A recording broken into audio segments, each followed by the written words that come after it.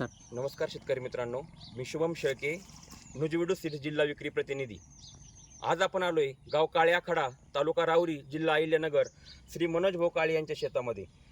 मनोज भाऊ यांनी आशा 9011ची जवळजवळ 10 एकर क्षेत्रामध्ये कपाशी लावलेली आहे. तर आज आपण कपाशी कशी असते आणि शेतकऱ्यांनी जर चांगलं कष्ट घेतले तर कपाशी कशी असू शकते हे बघायचं असेल तर निश्चितप्रमाणे काळ्याखडा या ठिकाणी आपण यावं. मिनिमम 150 बोंडाच्या प्लस जर झाड आपल्याला बघायचं असेल तर निश्चितप्रमाणे आपण मनोज काळे यांना संपर्क साधा. या आशा 9011 या वाहनाचं मी तुम्हाला वैशिष्ट्य सांगतो. या झाडाला पानाची संख्या खूप कमी आहे. याचा फायदा शेतकऱ्यांना असा होतोय की फवारणीसाठी जिथं आपल्याला 5 टाके लागणार आहे तिथं आपल्याला 3च टाके लागणार आहे. दुसरी गोष्ट, झाडाचा बुंदा एकदम मजबूत असल्या कारणाने झाड कुठं पण एवढं पाऊस होऊन एवढं वारा वावधन येऊन सुद्धा झाड कुठं पण आपल्याला पडलेलं दिसत नाहीये, एकदम उभं आहे. आणि त्याच्यानंतर झाडा बघू शकता, मेन मुद्दा शेतकऱ्याला काय लागतं तर बोंडाची साईज लागते.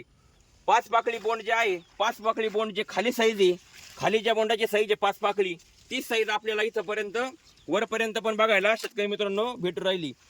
जर अशीच परिस्थिती जर राहिली तर निश्चितप्रमाणे मनोज भाऊ काळे यांचं उत्पन्न कमीत कमी 20 ते 25 क्विंटल एवढ्या पावसात पण आपल्याला 100% भेटणार आहे.